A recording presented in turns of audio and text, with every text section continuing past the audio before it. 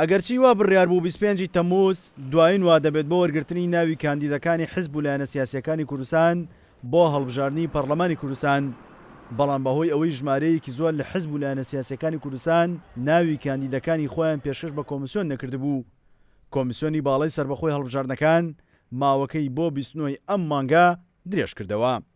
وتەبێژی کۆمیسیۆنی باڵای سەربەخۆی هەڵبژاردنەکان ڕایگەیان هەر لایەنێک تا ئەو وادەیە ناوی کاندیدەکانی پێشکەش نەکات مافی بەشداریکردنی لە هەڵبژاردنەکان نابێت. ئەمڕۆ ئەنجومەنی کۆمیسیاران لەسەر داوای بەشێک لە قاوارە سیاسیەکان بە پێویستی زانی ماوەیەکی تر بدات بە لیست و قاوارە سیاسیەکان تاکو ڕۆژی یەکشەممە ڕێکەوتی 29 حوتی 2010 کاتژمێر دەیسە لە بەیانی کە لیستی ناوی پاڵێوراوانیان پێشکەش بە کۆمیسیۆن بکەن. بۆیە هەر لیست و قاوارەیەک تاکو ئەم ڕێکەوتە لیستی ناوی پاڵێوراوانیان پێشکەش بە کۆمیسیۆن نەکات خۆی بەرپرسیار دەبێت و بێبەش دەبێت لە بەشداریکردن لە هەڵبژاردننی خولی پێنجەمی پەرلەمانی کوردستان.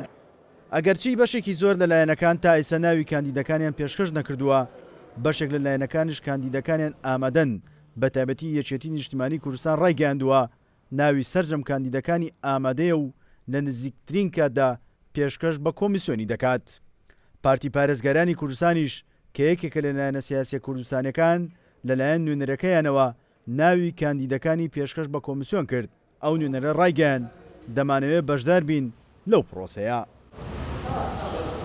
ئێمە هیوای زۆرمان بە هەڵبژاردننی داهاتوو هەیە کە هیوادارین کۆمیسیۆن بتوانێت بێلایەنی خۆی و شەفافێتی خۆی بسەلمێنێ و ئەو نوێنەرانەی کە ئێستا دەچنە پەرلەمان نوێنەری ڕاستەقینەی گەل بن و جیابن دەموچاوەکان بگۆڕن لە دەموچاوانەی کە پێشتر چوونەتە پەرلەمان ئەو جارە خەڵکانێکی بەتواناتر و متمانە بجێڕنەوە بۆ گەل بەڕاستی گەل و پەرلەمان لێکدا بڕاونی. تا ئێستا تەنها 4 پارت و لایەنی سیاسی ناوی کاندیدەکانیان پێشکەش بە کۆمیسیۆن کردووە. بە جۆرەی ڕێنمایەکانی کۆمیسیۆنیش نابێت هیچ لایەنێکی سیاسی جگە لە ئەرمەن لە 3 کاندید کەمتر و لە 100 کاندید زیاتر پێشکەش بکات. بەو مەرجەی دەبێت لە 30 لە 100 کاندیدەکان ژن بێت.